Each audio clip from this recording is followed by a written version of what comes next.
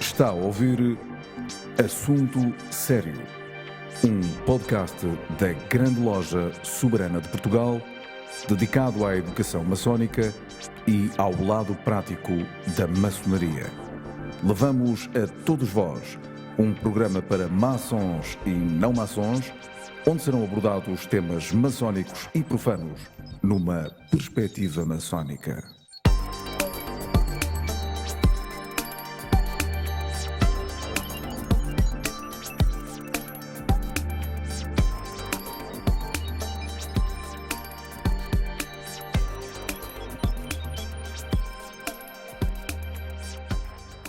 Assunto Sério é o podcast da Grande Loja Soberana de Portugal. Hoje temos como convidados Fernando Casqueira e Paulo Toste. Fernando Casqueira é o venerável mestre da Relibe. A Relibe é a loja de investigação da Grande Loja Soberana de Portugal. Paulo Toste é o vice-grande preceptor da Soberana. Estão aqui como nossos convidados hoje para falar de assuntos sérios. Assunto sério, Almada é um assunto seríssimo, sempre. Assunto sério, Graal, a viagem, a demanda, o maçonismo no Lusíada. Podemos começar por ti, Fernando. Seja bem-vindo. Muito obrigado, Fernando. A tua proposta, então, incide sobretudo sobre o Graal. Sobre o grau e aquilo que tem a ver com Claro. um reforço da nossa espiritualidade no momento que atravessamos. É bonito e é bom. Vamos começar por aí, então. Pronto, então eu cumprimento e agradeço mais uma vez o convite que me fazes para abordar temas que me são caros e também a oportunidade de estar em tão agradável companhia, nomeadamente também com o meu querido amigo Paulo Toste, aqui ao meu lado, e com Eu é que tenho esse prazer. os outros colegas e amigos aqui presentes. Convosco. E, efetivamente, o que eu quero significar com este título, que tu muito bem expuseste, é, no fundo, retratar ou abordar uma experiência religiosa de mudança no próprio eu interior, que, quando atravessamos este peregrinar da nossa existência, em que esperamos um acréscimo constante de conhecimento, de transmutação, inclusivamente, de abandono das coisas fúteis e mesquinhas da vida existencial para para visualizarmos outros horizontes, quiçá o intemporal, o indizível ou o inefável, aquilo que não é, portanto, inerente ao mundo do cotidiano, das utilidades, das coisas usadas e que são altamente redutoras. E como isso faz falta. Procuramos, entanto, uma transposição, até inclusivamente enquanto maçons. E enquanto maçons, efetivamente, também incentivamos e procuramos uma experiência religiosa, uma experiência, espiritual, de uma mudança que esperamos que aconteça dentro de nós e que mude a nossa maneira de interagirmos connosco mesmo, com o todo, com o cosmos, com o universo, sempre em progressão para permite uma expressão, uma iluminação crescente, uma autognose que se procura desesperadamente quase, não é? E fizeste bem em fazer a separação, porque o espírito não tem nada a ver com a religião. Ora bem, o problema da demanda também, dessa procura, tem também a sua, digamos, extensão histórica e literária, porque quando se fala de demanda, fala-se do Graal, daí o título. Sim. Graal enquanto receptáculo, enfim, numa visão crística, ou se quiser bíblica, uma visão de José de Arimateia, que recolhe o sangue de Cristo na última ceia, e, portanto, esse vaso, essa taça, investida doravante de um poder sagrado, é, de facto, o local, ou, digamos, o motivo pelo qual se vai expandir na Idade Média, embora a tradição seja mais antiga, portanto, até reminiscências célticas, por exemplo, e outras, mas, dizia eu, fixa muito no ciclo arturiano, e com Otto Rank, com Robert de Boron, com Wolfgang von Eschenbach, e, portanto, estes três autores são referências, embora haja mais, referências para, digamos, dimensão literária ou poética do Graal. Mas há mais. Há também toda uma ligação que se pode fazer, esta demanda, esta procura, a factos históricos, e factos históricos que têm a ver justamente com a grande loja de Soberana de Portugal, a loja de investigação da qual sou venerável mestre, que é um enorme questionamento histórico sobre o nosso devir de altos e baixos, na qual o clímax, enfim, convenhamos, foi atingido com a saga da expansão marítima portuguesa, as grandes viagens que traduzem uma demanda, e vamos ao longo da conversa reludir-nos que demanda, não é? Diria que... Podíamos também até generalizar a questão do Graal e transportá-lo não para além da Bíblia e para além de tudo, para uma busca do conhecimento, não é? Portanto, como o Fernando falava da autognose, não é? Portanto, que é um processo que está aqui fortemente implícito na questão do Graal, e que está também a busca do conhecimento, que é algo arquetípico, não é? Portanto, temos também o Prometeu, não é? Que traz também o conhecimento e a luz, não é? Temos imensos exemplos em várias civilizações de outras formas e de buscas desta realidade, desta autognose, deste conhecimento, deste Graal, não é? Também pela via alquímica, por outras, por variedíssimos caminhos. Exato. Aliás, o Graal tem de ser abordado como símbolo, não é? Como símbolo, mas também como, digamos, objeto justamente de um esforço que impende sobre todos nós. Sim. Eu diria que há aqui um manto de hipóteses, portanto, ligar o Graal a uma taça do José de Arimateia, como referi, ou um prato, ou o grande caldeirão de Gundrup dos celtas, que vai reanimar os corpos e vivificá-los, como também, por exemplo, a pedra que Wolfgang von Eschenbach vai referir, a pedra que no fundo tem alguma analogia com a pedra filosofal, já que te referiste também à correspondência alquímica.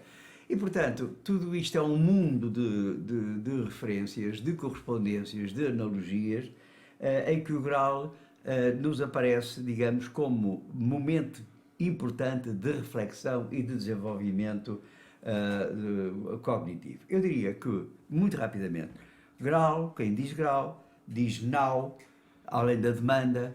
Now, é preciso entender que o now, a now, tal como eu a entendo em termos mais ou menos míticos, prefaz a condição de templo e, portanto, na qual as pessoas no interior dessa now são protagonistas de uma perigosa travessia altamente iniciática e que, obviamente, tem o seu próprio desenvolvimento e tem o seu próprio final na reintegração, no religar, portanto, que os nautas, neste caso nautas portugueses, atingirão no final dessa demanda.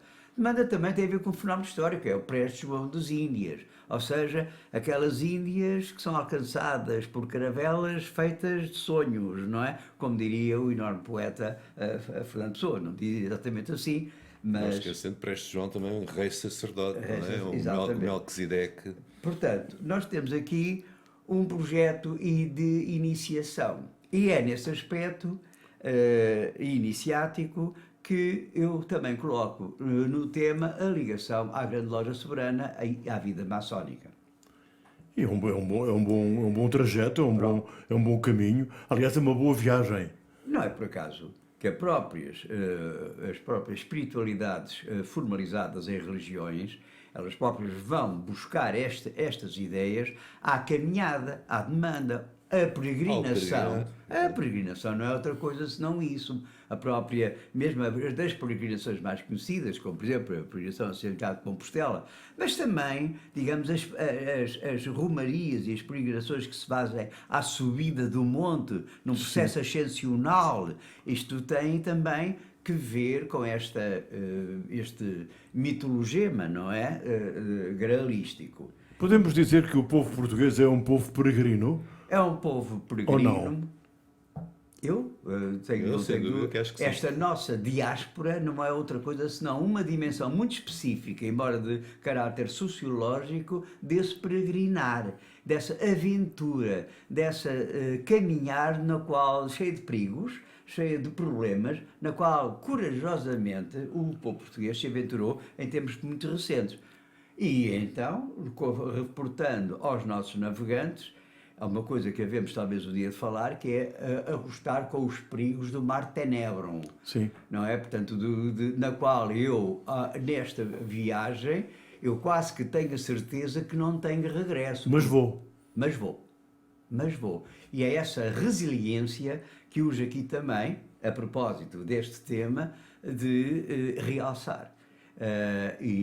Que talvez, como diz Cunha Leão, seja uma das características essa nostalgia do impossível, como também Gilberto Durán vai referir, que no fundo depois vai conotar com a saudade de que o nosso viandante, quer ele seja imigrante, quer ele seja o nosso antigo nauta, eles também têm no espírito a procura de qualquer coisa que tem a ver com uma idade do ouro que foi perdida e que saudosamente tem a esperança de reencontrando-se.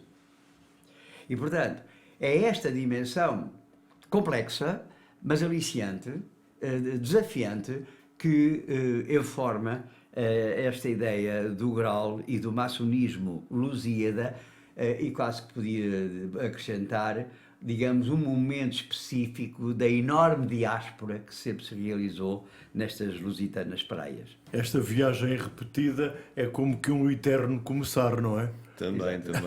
Isso, e digamos que o peregrinar é algo que está muito enraizado e muito tratado também na nossa literatura. Temos uma peregrinação, temos uns Lusíadas, temos uma mensagem, temos obras de grande importância que falam, acima de tudo, da demanda do peregrinar, de toda esta busca do Graal, cada um na sua forma e na sua perspectiva, mas todos nessa busca, nessa demanda.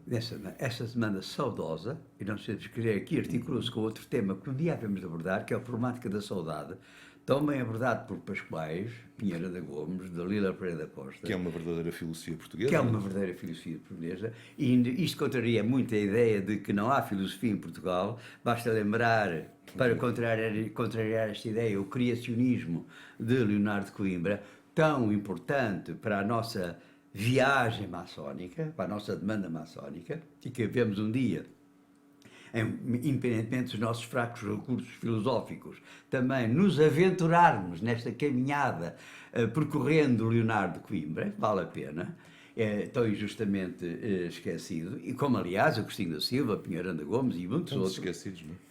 Enfim, não estão divulgados. Um dia também temos que fazer qualquer coisa sobre os esquecidos e esquecidos. E é preciso também perceber uma coisa, é que este peregrinar é feito como? À luz da nossa... há aqui uma dimensão poética, o amor, à procura do autoconhecimento. Conhece-te a ti mesmo, lá está gravado do tempo de Apolo, e portanto é uma gnose, autognose, chamemos assim, do próprio.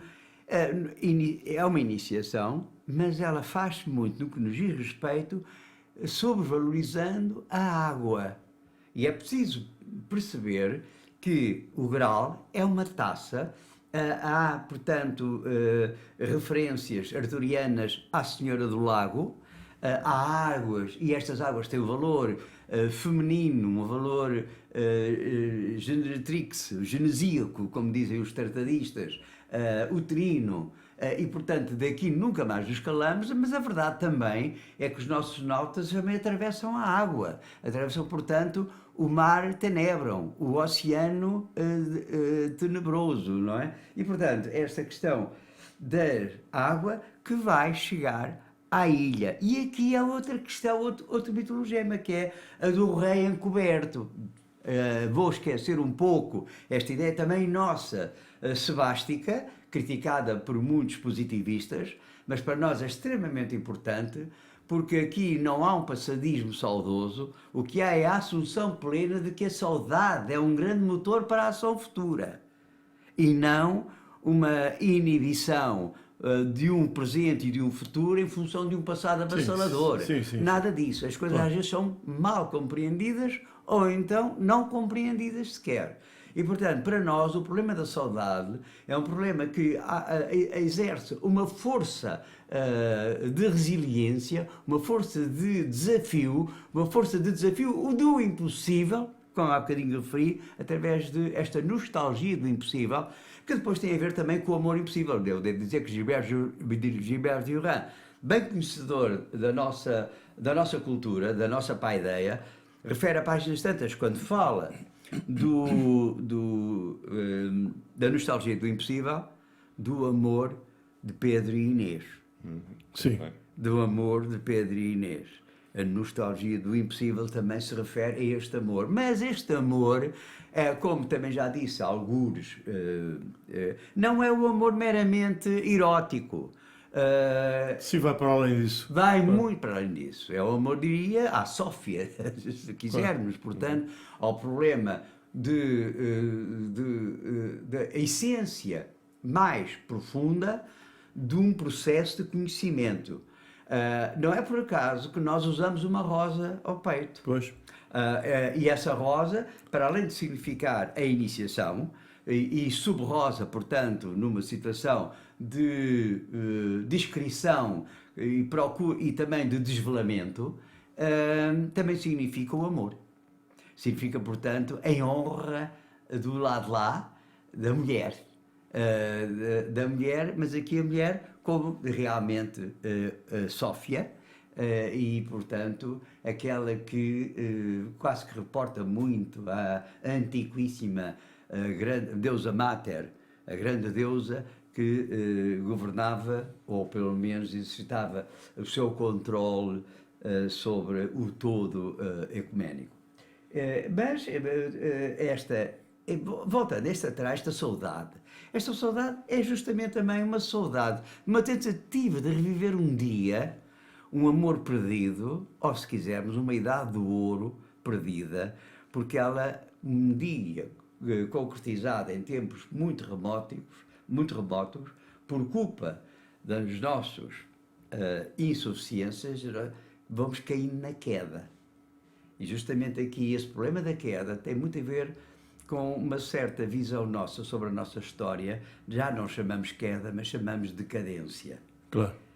E, portanto, essa decadência é algo que tem que ser questionada, ou deverá ser interrogada, quais os fundamentos, quais, digamos, o que se perdeu e o que se deve revitalizar, para que, enfim, acabemos de todo com esta vil tristeza pelo facto de nascermos onde nascemos. Portanto, há aqui também toda uma situação de ultrapassagem da decadência, que aliás foi muito exacerbada pelos estrangeirados, a partir de Marquês de Pombal, como é sabido, mas também com toda a geração de 70, e que vai culminar com as conferências de Casino, na qual, digamos, toda a cultura portuguesa era de sumenos importância. O que interessava era reparar bem nos centros civilizacionais de progresso, alguns fora de Portugal, como a Inglaterra, a Alemanha, França, por aí fora. Não é por acaso que essa de Queiroz se vai interrogar sobre as causas da decadência dos povos peninsulares, não é? E, portanto, é só com o movimento da Renascença Portuguesa que aquele questionamento que eu falei há bocadinho se vai desenvolver em todas as suas potencialidades, justamente até com Fernando Pessoa, Teixeira de Pascoais, enfim. E lá está, mas precisamente porque pegando numa visão mítica, de uma visão muito que não ultrapassa toda essa visão determinística e economicista do mundo, não é? Que realmente volta a recordar, ou pelo menos tentam recordar às pessoas, que Portugal tem uma dimensão muito maior do que essa dimensão materialista e determinística, e que, portanto, as pessoas estão a esquecê-la e tentaram recordá-la, e nós procuramos tentar preservar essa memória e tentar transmiti-la também aqui e noutros espaços. Aliás, e há vários aspectos, por exemplo, Camões. Camões tem, de um lado, nos Lusíadas, a ideia do velho Restelo, que critica esta saída aventureira, enfim, quase que diria, sem critério, apenas movido por horizontes muito limitados, digamos assim, face, portanto, àquilo que vai acontecer, ao grande desafio que os lusitanos ou os portugueses vão fazer, arrostando inclusivamente com o desconhecido, embora sempre protegidos pelo amor, pela deusa Vênus, ou se quisermos por Tétis, não é? Portanto, aqui está também a mulher a presidir. Não podemos esquecer que Portugal é fundamentalmente um país mariano. E não vamos falar do Quinto Império, nem do Império do Espírito Santo, porque isso então, toda esta visão mariana desabrocha e nunca mais acabar. Forma de grau, não é? Exatamente, portanto, é toda uma outra componente que nos caracteriza, porque esta visão mariana, embora seja provavelmente ecuménica, porque existe em vários países, não sei, mas o que é verdade é que tem um cunho muito próprio na cultura portuguesa, nomeadamente na cultura popular portuguesa. Eu chamo a atenção. E mesmo na arte. E mesmo na arte. Na cultura popular portuguesa há aqui uma dimensão que Moisés Espírito Santo chama a atenção. É preciso entender que na cultura popular portuguesa há toda uma quantidade de situações a questionar, a desenvolver, a explanar, nomeadamente a religião popular portuguesa, que, em boa verdade, se opõe à religião oficial do Estado, tal como ele chama. Portanto, de um lado, toda uma religião formal em que a minha relação com o divino é mediatizada por um homem chamado padre, mas, por outro lado, tenho uma cultura popular portuguesa que poderá eventualmente prescindir disso, embora tenha depois certas variáveis folclóricas incluídas, mas muito lúdicas. Mas a verdade é que há toda uma visão mariana da senhora, uma senhora que é genericamente referenciada por todo o território português e que talvez seja uma parte importante que caracteriza aquilo que é a nossa maneira de estar, a nossa maneira de sentir em termos espirituais. É verdade. Paulo Toste, tinhas proposto falar sobre o Almada Negreiros? Sim, que é um homem também que começou uma demanda e não a acabou, tanto que não a acabou e fechou esse ciclo de uma forma interessante, ou seja, com uma obra chamada Começar. E como não acabou, é o eterno começar de Almada. Tal e qual. E, portanto, também é um homem que tem uma demanda permanente, é um grande artista português que evolui de uma forma metódica que o vai conduzindo cada vez mais para a magia do número. Ele é um neopitagórico, verdadeiramente. Embora os 9 décimos... A razão 9-10, ele considera o cânon, a razão 9-10 é muito hermética, porque, e aí temos que lembramos uma outra invenção, que é o nónio, não é, do Pedro Nunes, e reparem que com uma relação 9-10 nós conseguimos ir ao décimo do milímetro. E se continuássemos a fazer 9-10, íamos ao décimo do milímetro, ou seja, vamos do infinitamente grande para o infinitamente pequeno, com o 9-10. O Almada havia também muito isso, fortemente era na questão da divisão da circunferência, portanto, as relações entre a décima parte da circunferência e a nona parte, ele encantava e realmente foi um homem que trabalhou matematicamente esta razão e trabalhou este cânon, que ele considerava verdadeiramente um cânon, de uma forma metódica, aliás, que está patente ali em vários, das sub-imagens que aquele Começar tem, que na realidade são 5 painéis, mas que ainda cada um dos painéis carregados de camadas, não é? Ele propõe uma interpretação algo diferente de muitos outros tratadistas sobre os painéis de São Vicente. Por exemplo, lá está, isso é mais uma vez uma demonstração da sua grande capacidade matemática. Foi um homem que olhou para aqueles painéis que eram apresentados como 2 trípticos, sem mais, e viu imediatamente a relação da geométrica, da perspectiva dos ladrilhos.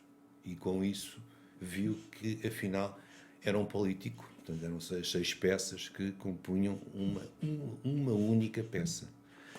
Portanto, e a apresentação dos painéis passa a ser conjunta a partir precisamente desta interpretação do Almada, que eu aceito, como não é?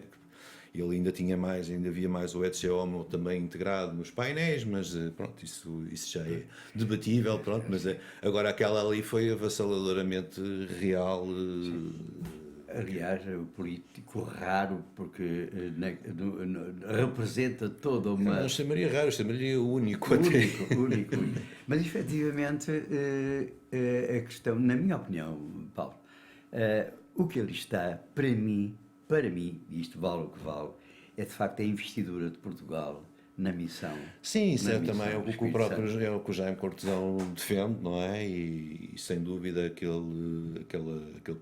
painéis são de uma riqueza enorme, lá está, é a tal apresentação de todo, mas tem uma carga simbólica em toda uma série de questões que estão ali, e tem, acima de tudo, pode, no limite, ser levado até uma visão interessante.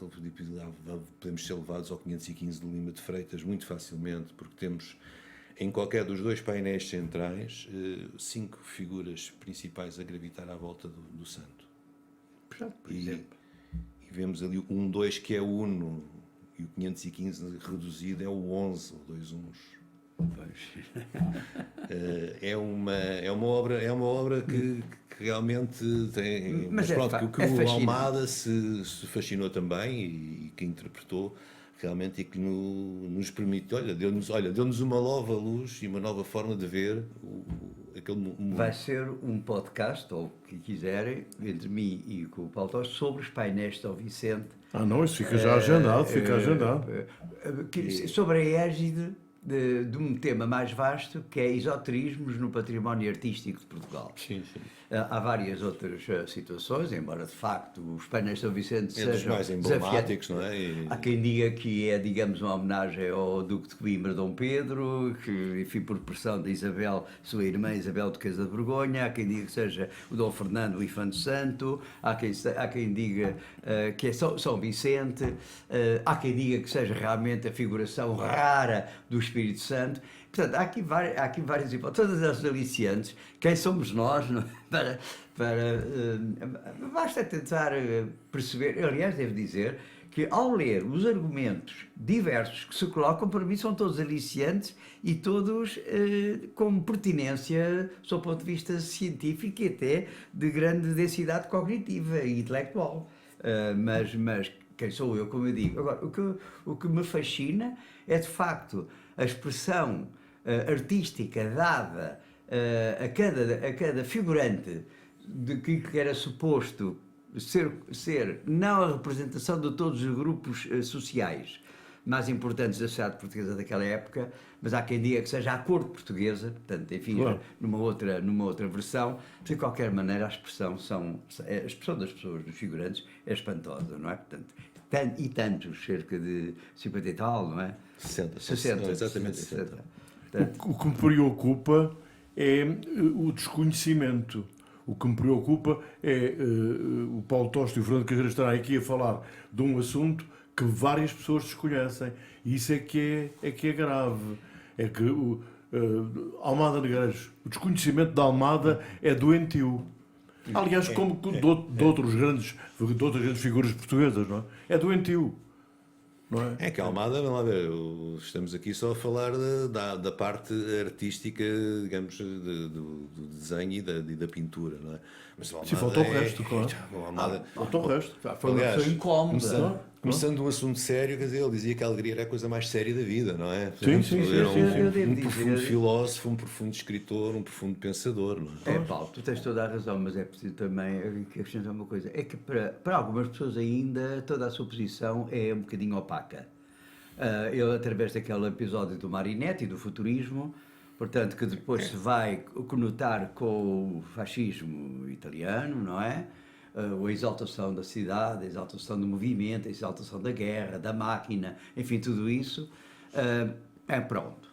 Mas, por outro lado, também temos os magníficos painéis de Almada ali na Gade Marítima, que estiveram quase para ser destruídos. Que tem duas leituras. Uma que, de facto, é quase o realismo da situação de carência de todo um povo, não é? Que se viu obrigado a partir, mas por outro lado também, na Garra de Alcântara, aqui já... É o regresso, é a esperança, É, não é? regresso. Na Alta Trineta, há aqui é o Dom duas Flores do leituras Pinho. diferenciadas. Meus amigos, mas há algo de mais preocupante. Foi aquilo que o Paulo Toste disse há pouco, que estiveram quase para ser destruídos. Mas perante aquilo que tem E isto é que é difícil de explicar. para nós dói bastante, não é? Para nós e para muitos portugueses, evidentemente, mas há uma dimensão política dos centros de decisão que muitas vezes não primam pelo conhecimento cultural e pela vivência e pela ligação que a cultura tem, digamos, à projeção de um país e ao desenvolvimento de um país em termos gerais. Não tem esse conhecimento, não tem essa visão holística daquilo que deve ser a governança de um país e todos nós sofremos com isso. Não é? Para lá, Isso é mesmo inevitável. assim, ouviram o António Ferri, ouviram o curador do museu, portanto, menos mal.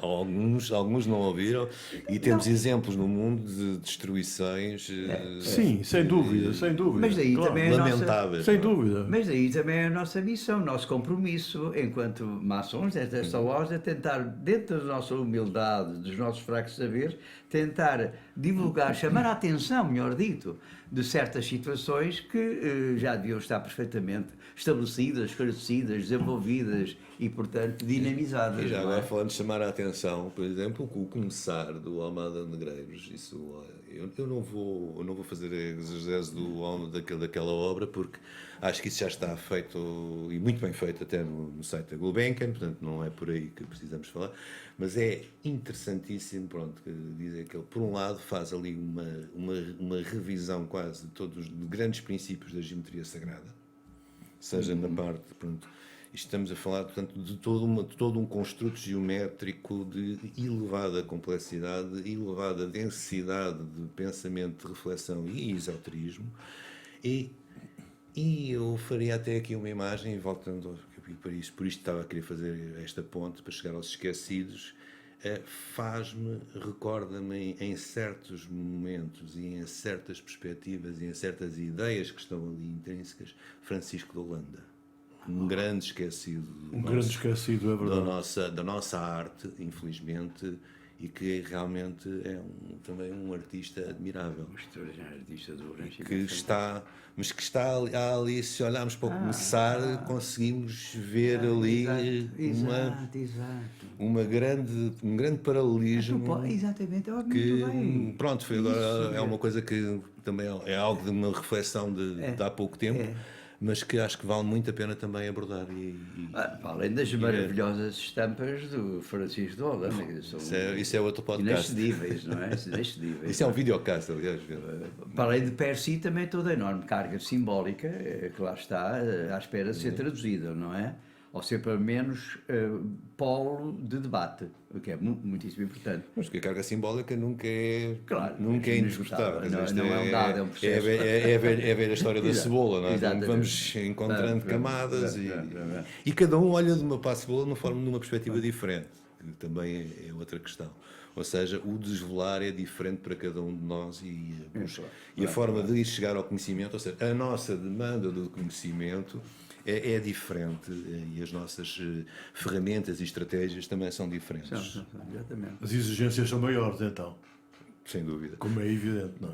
Isso é que é importante. Já agora, e a terminar este tão agradável assunto sério, deixem-me dizer-lhes o seguinte.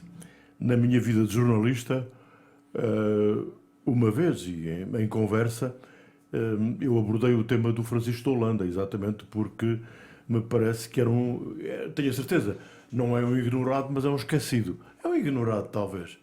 E o que me responderam, quando eu perguntei o que sabiam sobre o Francisco de Holanda, a resposta que eu obtive mais direta foi é um clube de handball. E era verdade. E era verdade. Que divisão? Exatamente. E era verdade. Porque havia uma escola com o nome Francisco de Holanda que praticava handball. Há uma escola assim. Portanto, conhecia o Francisco de Holanda porque era um clube de handball. Bom. Isto, no fundo, assusta, não é? Preocupa, mas eu não queria terminar sem vos transmitir esta ideia e era uma mesa redonda onde estava gente evoluída, Pois. supostamente. Sim. Francisco de Holanda, é preciso não esquecer que foi um homem que lutou pelo estatuto do artista. Para aumentar o estatuto do artista, ele até se equiparava, se não me falha a memória, tem ali um texto em que ele se equiparava, e que dizia que a arte da pintura era tão nobre, uma vez que tinha relações com, digamos, uma visão muito mais alargada, para além, quase metafísica, para além, portanto, do visível, do físico, e, portanto, ele defendia que o artista, em geral, devia ser equiparado aos grandes homens da enorme civilização greco-latina. E, portanto, pronto, essa questão de ser artista ligado a um ofício, e, portanto, isso teria que ser, na opinião dele, ultrapassado. Portanto, é interessante que Estamos a terminar os apontamentos finais, se faz sim, favor. eu queria só dizer o seguinte, voltando um bocadinho a este mito do Graal, esta procura, esta tentativa de reencontrar-me, reencontrando através do meu sentimento nostálgico e saudoso, toda uma vivência harmónica em que o ser humano não tinha as omissões e limitações e, digamos, vícios da época contemporânea e, nomeadamente, quando o Graal apareceu numa época de grande crise. Esta ideia de nostalgia, de tentativa de regresso a uma idade outra, em que isso não acontecia, que o homem vivia em plena harmonia, isso é, digamos, para mim, reporta o problema da nostalgia, da saudade, como já referi, mas depois também tem a ver com, se eu vivo numa situação difícil, estou à espera que o rei encoberto, que um dia há de voltar numa manhã de nevoeiro, venha repor esta situação. Portanto, eis que, como o Graal, também vai articular o mito sebástico, não é? E também o problema enfim, do problema da iniciação do herói, que mais tarde Padre António Vieira vai retomar, já não em Dom Sebastião, claro, mas em Dom João IV, e depois essa ideia do herói que há de vir um dia sempre se manteve caracterizando a nossa maneira de ser até ao século XX. Diria mesmo que o rei presidente que foi assassinado, Sidónio Pais, também era visto com muita esperança para repor uma situação, dizendo adeus a uma crise que se arrastava na Primeira República. Portanto, é essa esperança. Portugal ainda não está construído. Como dizia Fernando Pessoa, como é que é já a frase? Faça-se, cumpra-se. Cumpra-se Portugal. Cumpra-se Portugal. Exatamente. Sim, e voltando ao Fernando Pessoa também, precisamente do Sidónio Pais, portanto, o Fernando Pessoa era um dos que, um sebástico também, sim. E portanto ele via, ainda por cima via no S de Sidónio um sinal, não é? E mais tarde viu também a Salazar, mas rapidamente se percebeu que se desenganou, não é? Mas realmente também viu. Agora, portanto, uma personalidade como o Almada ou uma personalidade como o Fernando Pessoa são, eu classificá-los-ia de uma forma, tentando fazer algum paralelo maçónico, relâmpagos, verdadeiros clarões de luz que aparecem no nosso mundo, na nossa existência, e que realmente, principalmente um Almada, que foi uma personalidade extremamente fraturante sempre, e portanto sempre contra tudo e contra todos, e lá está, até ao ponto de ter uma obra daquele vulto, daqueles painéis das GAs estarem comprometidamente politicamente contra, estar politicamente contra. Aliás, ele considera que aquela foi a sua maior realização, não é? Embora o Começar, na minha opinião, seja realmente uma obra extraordinária pela toda aquela expressão, como eu disse, que aquilo é uma enciclopédia de geometria sagrada. Para quem estiver interessado em ver, vale a pena ler um pouco e estudar um pouco. Almada é extraordinário. E ficamos assim, à espera de descobrir mais Almada. Paulo Toste, Fernando Casqueira, muito obrigado. Foi mais um assunto sério na Grande Loja Soberana de Portugal, um podcast que apresentamos com muito agrado. Até à próxima. Até à próxima. Obrigado a todos. Até a próxima.